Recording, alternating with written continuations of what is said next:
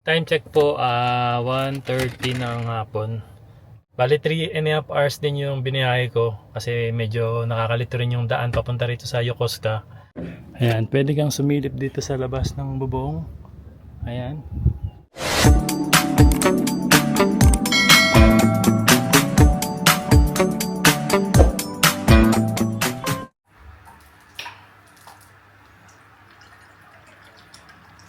Guys, good morning, magandang araw po. Dahil nga nakabalik na po ako sa Japan, ngayong araw po balik trabaho tayo. Ito yung isa sa mga importanteng dinadala ko ngayon sa trabaho. Dahil sobrang init na po dito sa Japan. Ayan, water jug. And time check, 9 AM. 10 minutes alis na rin ako kasi sobrang layo po ng trabaho ko ngayon.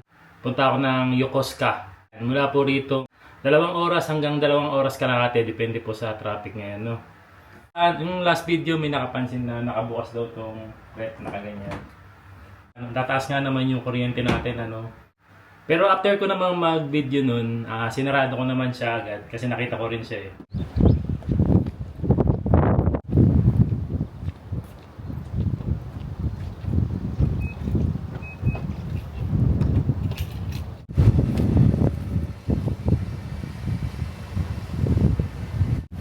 So okay na nga itong artificial grass natin. Ito hindi ko pa nasisimulan kasi wala pa tayong oras.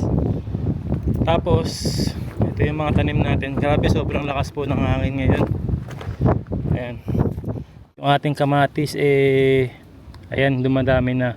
Hindi ko alam kung kailangan ko bang putulin yung ilalim nitong mga dahon. Itong buo na to. Ayan. Tapos dito sa ilalim kumakalat na rin yung ibang kamatis. Hindi ko alam kung kailangan ko ba siyang putulin o pababayaan ko na lang siya dyan. Kasi may mga bulaklak na rin po siya. Ayan, sobrang lago na po nung kamatis natin. Tapos naglalakihan na talaga yung mga kamatis. O ayan o, kamatis. Ayan, meron din dito. Ayan, dami. Ito. Ayan, dami na natin kamatis. Ito rin. Pero kanina nadiligan naman na ni Yuna Chang to. Ayan mo, mabasa-basa na yung ating ano. Bago siya pumasok sa school, nagdidilig siya. Talong niyan, ito medyo lumalaki na siya. Tapos yung sa sili natin, ayan may sili na rin dito oh. Ayun ano natin, green bell pepper. Ang laki na ng green bell pepper natin. Tapos meron na rin siyang tumutubo ditong isa. Tapos ito, palaki na rin siya. Tapos yung pipino natin, ayan. Dito ako nagwo-worry kasi meron ng isang pipino dito. Kaya lang sana dapat tumaas muna ito, no. Ayan, biyahe po muna ako kasi may trabaho po ako ngayon eh. Isya. Nasa tayo. Bago ko pumunta ng Yokosuka, punta muna ako ng gasoline station at wala na tayong gas. Check na rin natin kung magkano ngayon ang gas dito sa Japan. Ayan, sa atin po ba sa Pilipinas, magkano na po ang gasoline sa atin? Tumataas pa rin po ba or bumaba na? Dito hindi ko pa siya na-check kasi since ngayon pa lang uli ako makakapagpagas. Kaya tingnan natin kung magkano ang gas ngayon.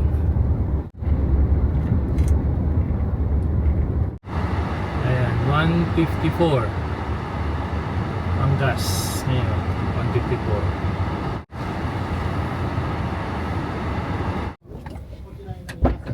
ちょっと風が強くてごめんなさい。本日の方これになるんですか。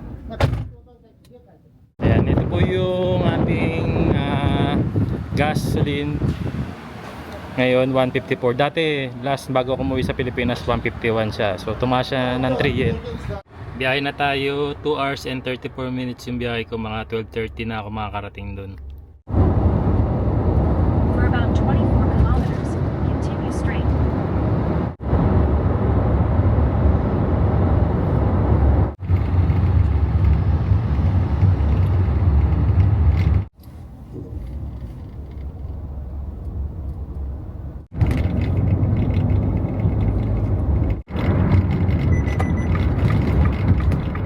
Time check po, 1:30 ng hapon. Bali 3.5 hours din yung biniyahe ko kasi medyo nakakalito rin yung daan papunta rito sa Yokosuka. Ayan, dumaan ako ng Tokyo, Yokohama, Kawasaki bago makarating dito sa Yokosuka. Kasi ngayong araw po, Kaya naman po ako nandito sa Yokosuka kasi ayan, kung mapapansin nyo, ayan, may dala ulit tayong 65 inches. Ayan, Smart TV. Ang purpose ko po dito is ibibigay ko to sa kababayan natin dito sa Yokosuka. Ayan, dahil nga kakalipat lang nila rito sa Yokosuka. Katulad ng lagi ko po sinasabi at hindi ako talaga magsasawang sabihin na isa ito sa pinakamasayang araw sa akin sa trabaho ko kapag may natutulungan kaming kababayan natin dito sa Japan na matupad yung pangarap nila na magkaroon ng sariling bahay or kaya mansion. Sa madaling salita, yun nga po, na-approve siya sa kanyang housing loan sa tulong po ng Entrust Japan Homes. Inasikaso po yung mga documents, pati yung kontrata po. And ngayon nga po, hawak na nila yung sariling susi nila ng kanilang property. Yun po yung dahilan kung bakit nandito ako sa Yokosuka. Talagang binayahe talaga natin to para iabot sa kanila tong Smart TV. 65 inches Smart TV po yan. Regalo po yan ng Entrust Japan Homes sa mga ma-approve sa housing loan. Ayun. Pero ayun nga, dahil 1:30 pa lang po ng hapon, alas 3 pa kasi ng hapon yung meeting time natin with our kababayan. Bago ako pumunta doon, ayan, meron kasi akong dalawang property na bibisitahin din dito para sa mga kababayan natin na naghahanap ng bahay or mansion dito sa Yokosuka area. Grinad na natin tong pagkakataon para makakuha tayo na available property dito sa Yokosuka area. Ayan, para sa mga susunod na mag-a-apply sa atin na gusto sa Yokosuka area. And nandito na nga po ako sa unang property. Ayan, pakita ko lang sa inyo. Ito po yung unang property na sisilipin natin dito sa Yokosuka area. Bali, ano po yan, mansion type. Ayan, mansion type po siya. Napakamura lang po nung monthly niya. 44,200 yen per month. Murang-mura na yon sa Yokosuka area. Etong property na to is ginawa to nung 1994. Renovated siya ngayon 2026. And kaka-renovate lang niya, so sobrang ganda pa rin nung loob ng property. Yung sukat po nung property na to ay 56.38 square meters. Meron po siyang 3 LDK. So malaki-laki to. May dalawa siyang western style room and meron siyang isang Japanese type room. Ayan. Samahan niyo ako, silipin na natin agad. Alam niyo, sobrang na-amaze talaga ako dyan sa property na yan kasi sobrang mura niya eh. Biruin mo 44,200 yen per month. Tapos may sariling mansion ka na, napaka-peaceful nung lugar. Ayan. Kung mapapansin niyo, sobrang tahimik nung lugar. Kasi countryside na to, alam ko eh, countryside. And ang maganda rito, malapit din siya. May access siya papuntang Kawasaki and Yokohama, pati na rin sa Tokyo. Sobrang dali mo na makakapunta dun sa city. Kaya sobrang mura to, sobrang mura talaga. Dito na ako sa property and nasa third floor po yung property na to. From elevator, ayan, lalakad lang po ng konti. Okay, ganda, ang ganda rito oh. Tapos ito na po yung property. Ayan, dito na po agad yung property natin. Ayan, pakita ko agad sa inyo, no? Sige, buksan na natin. Okay. So, ayan.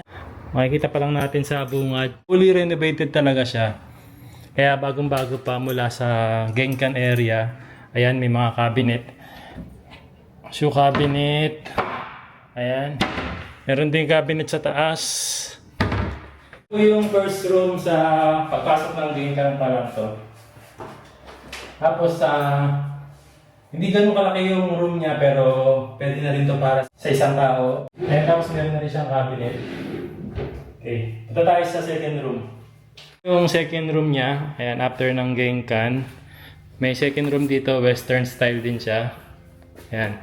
Mapapansin niyo, maluwag din naman siya. Okay na rin yung size ng room na to. Tapos, meron din siyang malaking cabinet dito. Ayan, pwede ka na mag-hang dito. Okay. Punta naman tayo dun sa living area, saka yung isang room. So, bago yun, pagpasok natin, ayan, ito yung toilet. Ayun, oh, automatic pa yung toilet, oh. Wow. Ganda. Tapos sa left side naman, ayan, ito yung bathroom. Meron tayo ditong wash area, vanity area na sobrang daming cabinet. Wow. Ang daming cabinet nito ah. Oh, may mga drawer pa sa baba. Tapos syempre may mga mirror dyan, may mga lalagyan yan sa likod. So marami ka na malalagay dyan. Di ba? Tapos, ayun o, dito naman sa side na to yung washing machine area. Then mga tissue or mga panglaba mo, dito mo na ilalagay.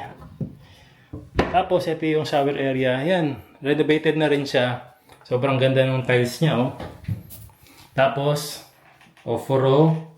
Then meron na rin niyang cover ng ofuro.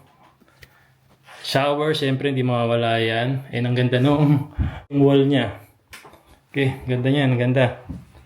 Then punta na tayo sa living, dining, and kitchen. So pagpasok natin dito, ito na yung dining. Ito na yung kitchen.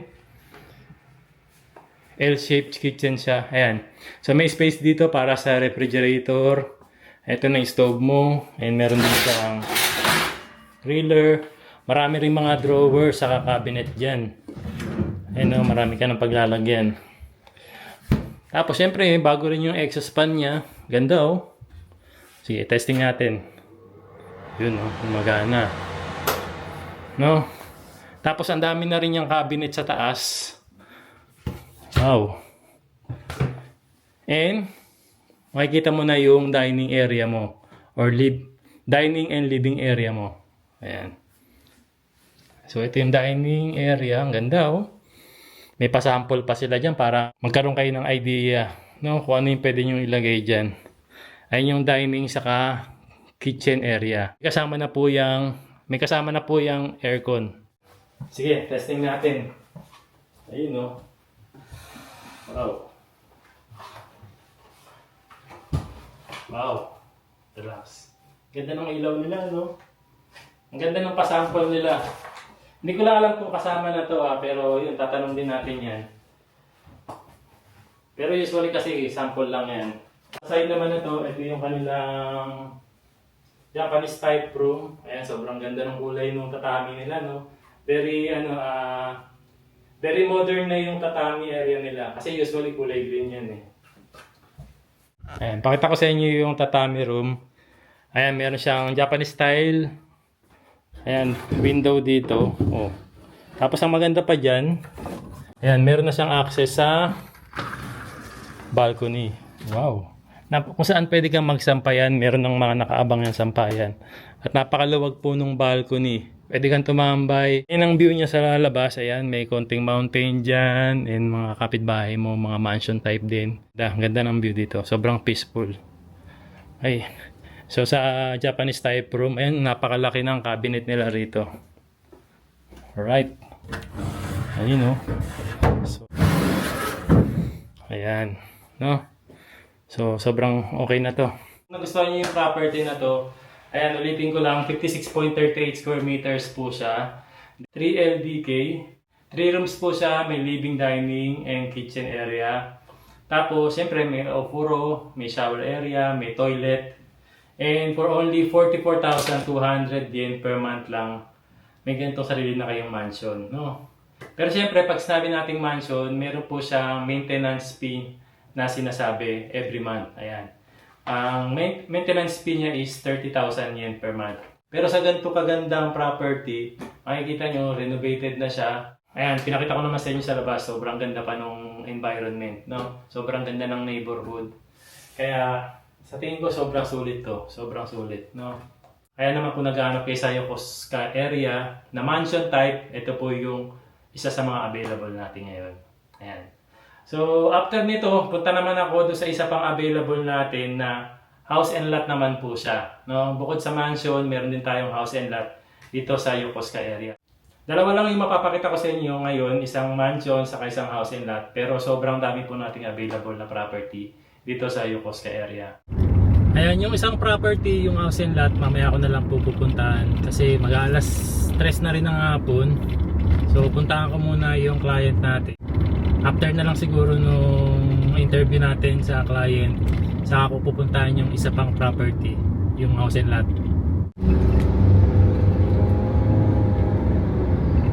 Nandito na po pala ako sa property na nakuha ng kababayan natin. Ayan o, sobrang ganda ng property na nakuha niya. House and lot po. And kasalukuyan kasi may gumagawa sa kanila, kaya mag-o-jama lang tayo. Ayan. Konnichiwa po. Konnichiwa ma'am. Ma'am Punaki-san, konnichiwa po. And si Ma'am Punaki-san yung ating kababayan na naka-approve sa kanyang housing loan. Ayan, ayan. House tour daw tayo ni ma'am. Ayan. Magulo po ay nagkakabit ng J-Con. Ayan. Ojamashimasu, ma'am. Ayan, ito yung kanyang genkan area. Ang ganda ng genkan mo, ma'am, kasi ang laki ng cabinet mo rito, no? So, sobrang dami na niyang malalagay na sapatos dyan. Tapos may extra pa doon din. Ano po to, ma'am? CR po. Toilet daw yun, toilet. Okay lang masilip namin, ma'am. Ayan, silipin daw natin. Ayan, ito po yung kanyang toilet. Wow. So, pagpasok natin, ma'am, sige, guide mo po kami, ma'am. Pagpasok natin, ma'am, ito po yung inyong dining area. Ito naman po yung living area ni ma'am. Wow, ang napakaganda, ma'am, ha? Parang mahilig lang kayo sa light colors. White po may No, white. Napakaganda, napakalinis. Tapos, ito po yung kitchen. Ayan, ito po yung kitchen area daw ni ma'am. Ayan, no. Ay, laki, ma'am. Ang laki ng kitchen area, no? Sobrang luwag. Sobrang linis. Magandang araw po, mga kababayan. Nandito tayo ngayon sa Yokosuka area. And ayan, may good news nga pala tayo dahil isa naman sa mga kababayan natin ang na-approve sa kanyang housing loan. Ayan, si Ma'am Punaki-san. Hello po. Hello po. Kumusta po kayo, ma'am? Okay naman po, kakalipat lang po kahapon. Ayan. No. Si ma'am pala ay 4 na taon na pong nag-apartment bago po kayo makakuha ng sariling bahay. Ano po yung naisip nyo bakit nagustuhan nyo nang kumuha ng bahay? Nanghinayang kasi ako sa binabayad ko sa apartment. Tapos kung sa bahay talaga, mas mura na. Magiging sayo na talaga. Mas mura po, ibig sabihin mas mahal yung dating upa nyo sa apartment. Magkano po yung upa nyo sa apartment, ma'am? 11 kalapad na 11 kalapad. Tapos dito po, Mangguray. Qmang na lang. No? Ang laki rin ng natipid. Tapos, sariling bahay mo na yung binabayaran mo monthly. Congratulations po, ma'am. Thank you. Ayan, sa mga nagtatanong po, ang type of visa ni ma'am is permanent resident. Permanent residence po. Apo. Bakit po sa Yokosuka po yung napili niyo, ma'am? Dito na kasi ako nakatira talaga since nung nag-asawa ko dati pa. Kaya dito na rin ako manap ng bahay. Ng bahay. Ayun nga, kumusta naman po yung pag-a-apply nyo dito sa Entrance Japan Homes? Napakababait po ng mga staff nila. Tapos i-guide ka nila talaga. Yung kahit anong tanungin mo sa kanila, talaga sinasagot nila. Bibigay sa inyo ang lahat ng information, Opo, no, ma'am? Opo. Para sa akin, gaijin, mahirap kasing mag-apply lalo na Nihongo wakara na ito ka. Demo, chanto o shite kureru kara. Ano yung masasabi mo, ma'am, sa mga kababayan natin na nagdadalawang isip pa rin or may plano na pong magkaroon ng sariling bahay dito sa Japan? Sa una, nakakatakot syempre. Hindi kasi tayo dito sa Japan, hindi tayo Japanese. Ganun. Pero, itry lang po. Basta okay naman yung mga pangalan mo, wala kang bad records. Yun ang importante po, no, Wala ma'am? po kayong blacklist. Mas madali po talaga. Tsaka maganda yung work mo. Yes, tama. Tama yung experience ni ma'am dito sa Entrance Japan Homes. And anong mapapayo mo pa sa kanila, ma'am?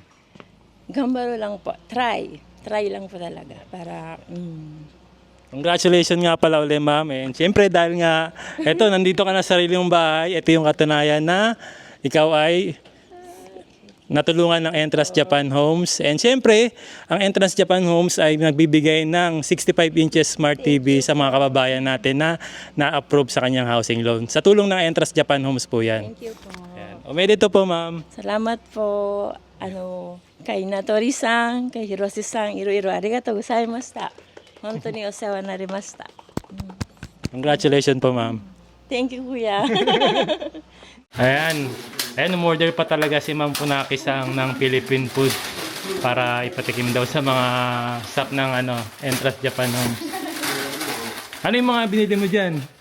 Ano kuya? Ano ba to? Buko pie. Buko pie. Egg pie. Egg pie. Tapos deep empanada. Saka, yan yung gustong gusto niya ipatikim dun sa mga staff natin. Malabo, kaya no. Oh, may Oishiso. In-order niya yan kay Jack Uno. Ayan, yun in-orderan din natin ng palabok, di ba? Omedetou gozaimasu. Arigatou gozaimasu. Ojamasshimashita. Bye, omedetou gozaimasu. Arigatou gozaimashita. Facebook やってます？やってますじゃあ上がるから。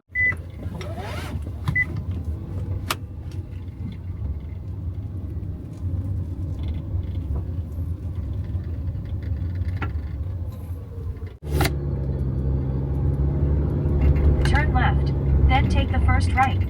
Dito na ako sa last property. Yung house and lot na ipapakita ko po sa inyo. Alam nyo, sobrang ganda ng property na itong papakita ko sa inyo. Kasi, ayan, dito pa lang sa labas.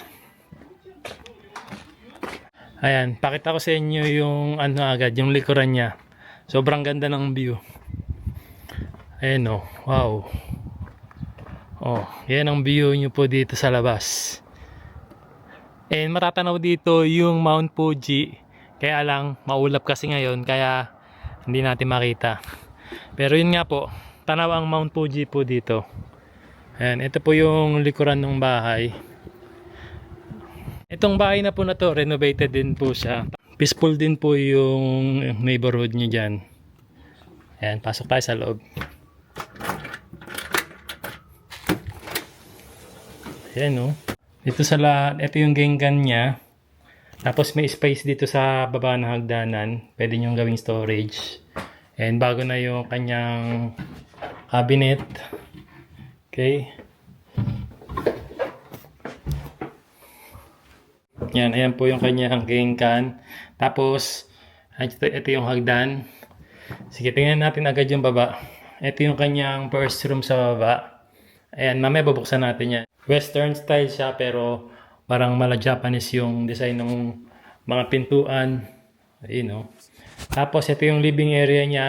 Ayan, renovated na rin yung flooring. May kasama na pong ano yan, may kasama ng aircon. Ayan yung gaano kalawak yung living area niya. Ayan, ganyan po kalawak yung living area. Tapos sa left side yung kitchen area niya. From living area, ayan, meron dito merong intercom, may remote sa aircon, and ito yung kitchen niya. Ayan.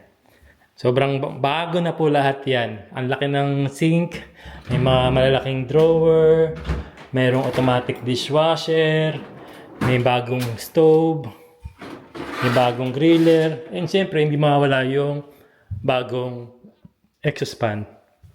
And ang maganda rito, ayan o, meron siyang bagong built-in cabinet. You know. So, hindi ka na problema sa cabinet. And space for refrigerator. Ayan. Lagi tayo may space dyan. And meron siyang back door. Ayan. Kung gusto mo lagay yung mga basura mo or exit for emergency. Ayan. So, ayan. From kitchen. Ayan. Pakita ko naman sa inyo itong area na to. Ayan.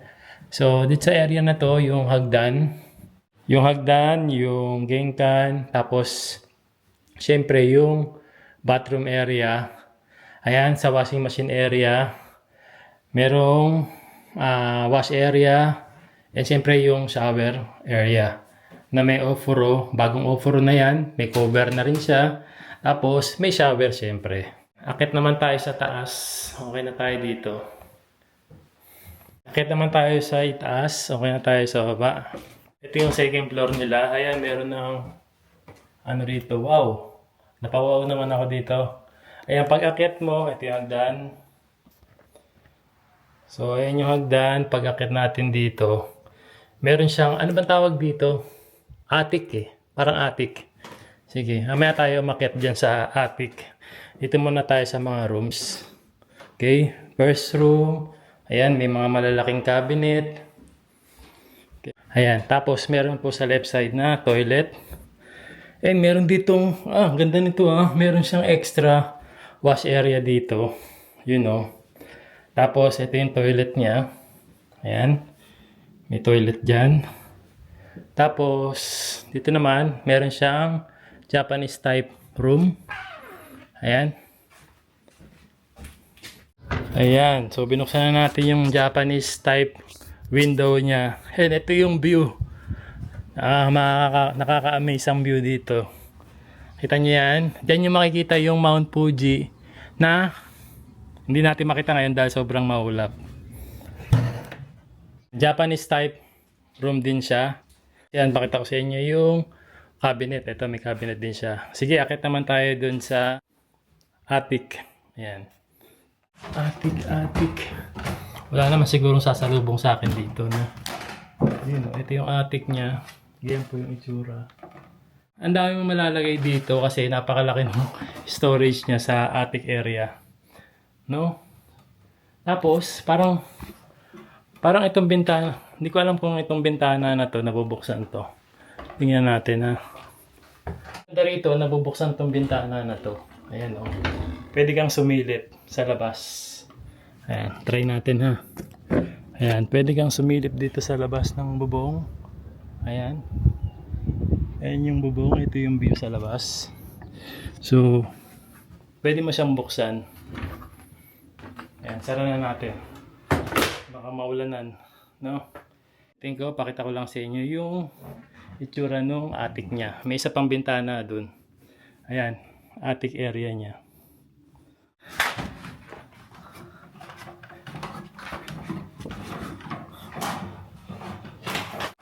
Okay. So, ito pala siya. Ayan, ganito lang siya tiklupin. Easy lang yung tiklupin. Ayan, ganyan lang. Tapos, pwede mo nang iangat yan. No? Siyempre, huwag natin iangat kasi nadat na itong bukas.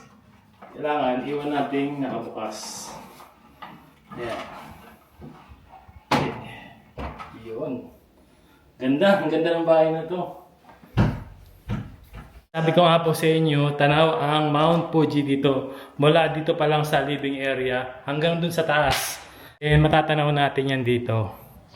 Ayan. Mount Fuji po yan. Sorry po kung hindi natin maipakita sa inyo dahil sobrang maulap. Pero kung interested po kayo sa property nito, dito pa rin po yan sa Yokosuka area. And ang total price niya is 28,800,000 in yen. Tapos ang monthly po niya is 77,000 in yen. Ayan. So, ang park niya malapit lang, 1 minute walk lang dito. Yung mga restaurants, 8 minutes walk lang. 8 minutes walk lang. Tapos, sobrang lapit din ito sa US Navy. Ayan, dito sa Yokosuka, 25 minutes by car. 12 minutes walk naman from Kurihama Station. So, yun isang magandang point yun. Malapit ka sa train station, which is Kurihama Station. Ayan. Kung interesado kayo, ayan, tumawag lang kayo sa Entrust Japan Homes Facebook page or sa number na to. Ang makakausap nyong staff, mamaya papakita ko po sa inyo pagbalik natin sa office. Ayan, sila nga po pala yung ating mga staff dito sa Entrust Japan Homes. Ayan, sila yung sumasagot ng mga inquiry nyo po. Pag nagtatanong kayo about sa housing loan, ayan, si May. Hello po. Ayan, si Maria. Hello po. And si Con. Hello po. Open po kami from Monday to Sunday except Wednesday po from 10 a.m. to 6 p.m. Location naman po, available po kami sa Kanto Region, Shizuoka, Nagano, and limited place po sa Niigata. Interesado po kayo, i-message nyo po kami sa aming Facebook page or tawagan po kami sa number namin. At pwede rin po kayo mag-message sa aming TikTok account. Hihintayin po namin kayo.